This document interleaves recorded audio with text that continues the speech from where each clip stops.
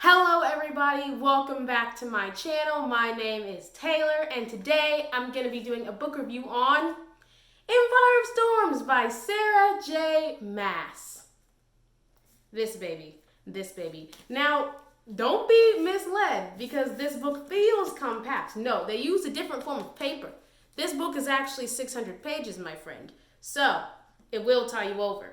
Once again, can't tell you anything about this book because this is the fifth book in the Throne of Glass series that is right there on my bookshelf. So, if you want to get into this book review, you first gotta like, comment, and subscribe, and click that bell notification so you don't miss out on when I post. And now, without further ado, on to the book review.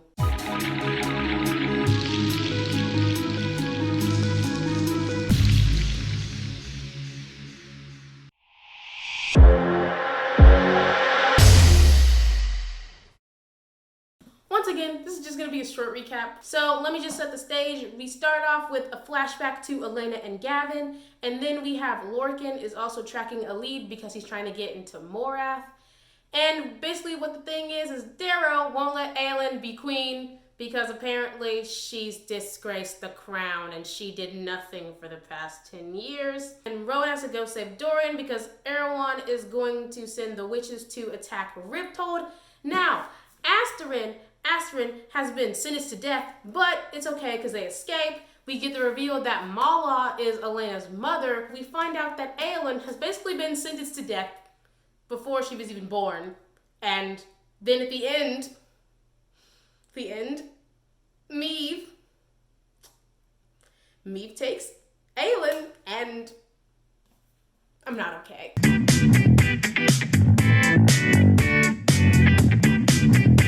So let's just ignore those feelings and jump into favorite moments. So, first favorite moment is when Lorcan and Elide seem to be developing a relationship. It was kind of cute. Like, you know, when you're reading a book and it's like, oh, everyone has to have that couple. But they were an okay couple. Okay, they saved each other from the Morath demons time and time again. And they joined the circus. Next favorite moment is when Petra stood up for Maiden at the trial. Petra was like, Maiden saved my life and she didn't have to, so why would she kill a Yellowlegs if it wasn't necessary? And it was great, but Asterin was still sentenced to death. But you know, it's okay because she didn't die. Now, next is when Aelin, Adian, and Lysandra took back the city where the Mycenians are from. I don't remember what that city was called, but it was epic. But also Aelin literally burnt the dude from like the inside out. She literally said whoosh, and like he literally went, you know, it's burnt from the inside out. Gasp. Now, going back to the witches. Asterin doesn't die because Manon swings on her grandma instead. Ugh, iconic. Oh, I love it. Yes. Ugh, amazing. Now, in this book, we also have to go to Elway because that's where the lock is. Allegedly. And I knew they had to go to Elway because as soon as they said Mead was heading there, I was like, I bet they have to go to Elway themselves. Okay. So then, let's get to Aelin's arrival in Skull Bay. Oh my gosh, the scene was immaculate. So basically, it was Aelin was there, but the Pirate King, he didn't know that Aelin was Aelin. He still remembers her as Selena. And he's like, what are you doing in here? And then Aelin's like, allow me to present Aelin. And then Lysandra as Aelin walks in as herself. And then Aelin's like, yeah, I was the queen all along. He was so flabbergasted. Next, when Lysandra is a sea dragon in the fight. Oh, it was epic. It was so epic. I loved it. The only bad thing is she almost died. But beside that, it was amazing. Next iconic moment was after Manon escaped and she's on the verge of death when Abraxos Ribbon takes her to Dorian. It's iconic. It's iconic, my fam. Now, next favorite moment, Vernon somehow came out of nowhere and tried to take Elide again, but it's okay because Lorcan and Elide fought back and they killed the demons and somehow Vernon still managed to get away with the demon. That's the only bad part, but it was great seeing her fight and come into her own. My next favorite moment, oh my gosh, if you remember last book review I did on Queen of Shadows when I was talking about how awesome it was, when Aelin pretended to be Angel, and this is because she had such forethought that Angel was gonna get word of a redhead pretending to be her, and she was gonna come and save the day. And so when they think that the Melisande army is gonna attack them in Elway, but then Aelin's like, haha, what's up, Ansel? And it's like, hey, what's up, best bud? Oh my gosh. But then also, I can understand why like all of her friends are mad at her, because she literally tells them nothing. Like literally, no one knows anything. She's just always just ahead of it. You know what I'm saying? And now,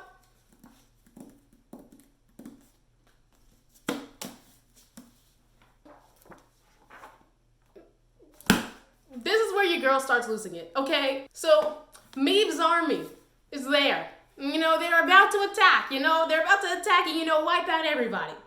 So Rowan goes to each of his cousins that are on Maeve's army, and he tells them about his love for Aelin, and he tells them about how he's changed, and he asks them to fight for his side, to fight for Aelin, to fight for Terrasen, against the queen, and against Queen Maeve's tyranny.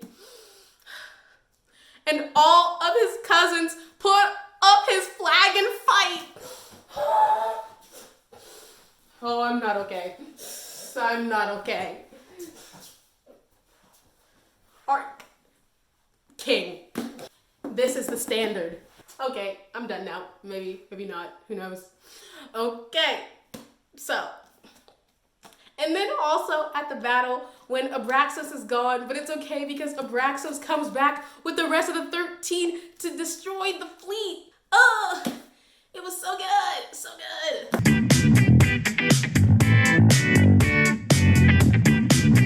First yikes moment. My first yikes moment is when Erewhon gives the order for the witches to overtake Rickhold and to bring back Dorian so once again he can be used. And I didn't like it. I was like, it's terrible. But let's just ignore that because Darrow is my real issue. Darrow is a punk. He won't let Aelin be queen. And he's like, we don't recognize anything. We don't recognize Lysandra's role as court, even if she's a shapeshifter. And we think that you are a whore because you're involved with the Fae Prince Warrior. First of all, everybody is acting like she was a whole 45 years old when her parents were murdered and she escaped. She was literally like 10. And now, through what she's gone through, she has these skills to help. She's an assassin. She has made all these connections, which come forth in the end. She has all these connections that are gonna help. And they just ride her off for dust. And you know what, Darrow? Just say you're mad that your man, also known as her uncle, also known as the king before he died, you're mad that he never claimed you because he was with another woman. Let's be real. That's why you're upset, Darrow. Next yikes moment. So my next yikes moment is just that this fight seems so hopeless. Like it seems that they're just gonna lose. Every 5 seconds they're fighting for their lives. And it's just a small fraction of what the forces could be. And they're being attacked from all sides. And they're being attacked by Erwin's forces. And then they're being attacked by me. It's like, dang, can I get a break? You know what I'm saying? And so, yeah, it's terrible. And especially with like the whole mirrors thing. If they figure out how to use those mirrors, like you're done for. You're done for so badly. Next yikes moment. Manon's grandma. Trash. Her grandma is evil. Evil, I say. Okay, so we find out that Manon's dad was actually a Kraken witch, okay? A Kraken witch. And so what did grandma do when old grandma found out that Manon's mom was with Kraken child? The grandma killed both of the parents because of it. And so Manon is a Kraken queen. And you Kraken queen. And do you know that Kraken that she killed, boom, in air fire? Yeah. That was her sister. She didn't know she had a sister because they didn't tell her. So her grandma literally made her kill her sister. And then, not only this is just kind of stupid on grandma's own part. Her grandma tried to kill her. I was like, but don't you need a Kraken witch to undo the curse so that you can live on the land? And then, when Manon escapes, I was really mad. I was like, why is she all alone? Where are the 13? I mean, I know she's with Abraxas, but where are the 13? Next yikes moment, when we're at Skull Bay and Aelin has a plan, I'm going to channel my power and, blast Erwin's forces back. and she's about to do it, but what happens is Deanna, her grandmother, her great-grandmother, somewhere up there in the lineage, Deanna possesses Aelin and almost makes Aelin destroy Skull's Bay. Like, she's controlling Aelin, and Aelin turns around to Skull's Bay. And the only reason why she didn't do it is because Rowan stepped in front of her and stopped before, like, everything all, went down. And then when Deanna left her body, was like, she who has been promised. I was like, what? Promised? No, I don't like that. Yikes. Next yikes moment is when Elway was burning. Oh my gosh, it was so sad because of all the promises that Aelin made to Nehemia. And it was all to drain Aelin's powers, we find out. It was just me being a punk, being a weak queen who knew good and well she couldn't beat Aelin at her full power. Next yikes moment. I am getting extremely tired of Dorian bringing up Sorsha. Like, we don't care. That, like, for us, or maybe it's just for me. For me, that relationship was so forced. I don't care about it in the slightest. I don't care about it at all. And, like, also, she was spying on you the entire time. So, you saying you're in love with her, I mean, it says more about you. Yeah.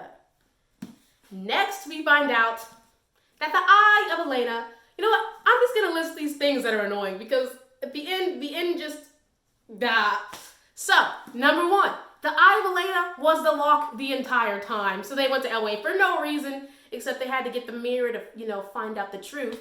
And also, Nehemia knew from the beginning that she was going to die. She knew she was going to die before she even went to Rifthold. She literally was like, I am going to Rifthold to die. Like, that's what she did. And here is my biggest thing. She who has been promised. Because Elena stupidly used the Eye of Elena to rid Erewhon, but she didn't get rid of him. She just locked him in a, little casket thingy. The Eye of Elena was rendered useless. The Eye of Elena was supposed to be used to send him back. But stupid Elena didn't think to ask her dad how to do that. She just took the Eye of Elena for herself like an idiot. And what did she do? She wasted the power. So in order to trap Erewhon away, that power has to be reinstated by someone of Mala's descent. And they're saying that that person has to be Aelin.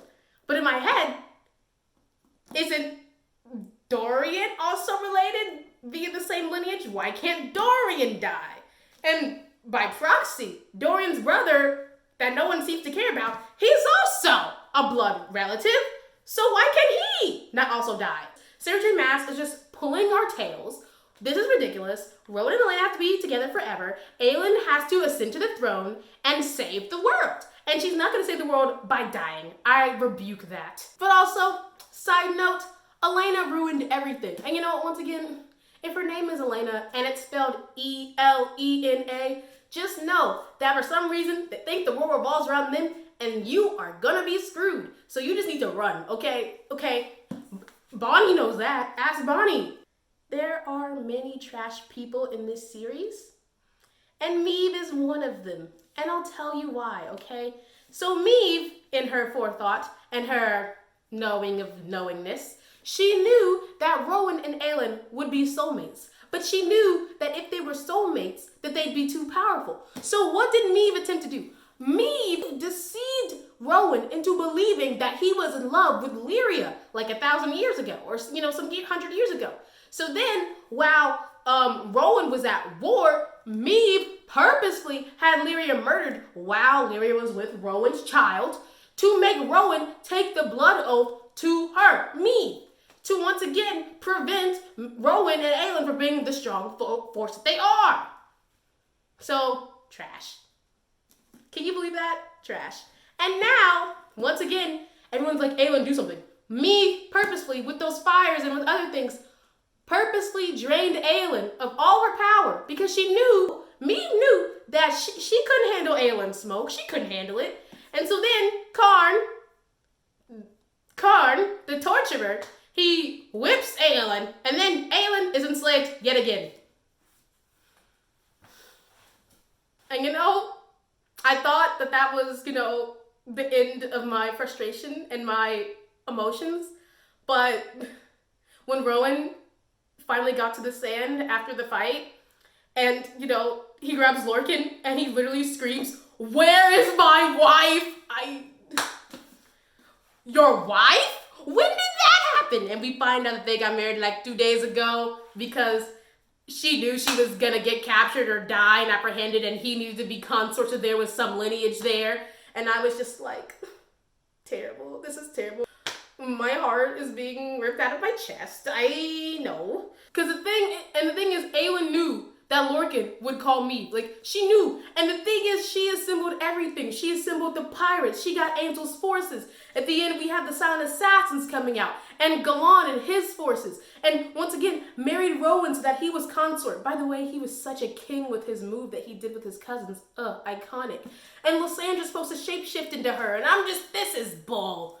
I can't. My soul says no. Okay? Especially when Meave drops that Aelin's supposed to shift and be immortal with Rowan for thousands of years. And you know what? While I was writing these notes, I was getting emotional. And now that I'm doing this book review, I'm getting emotional. Okay, so I've calmed down now.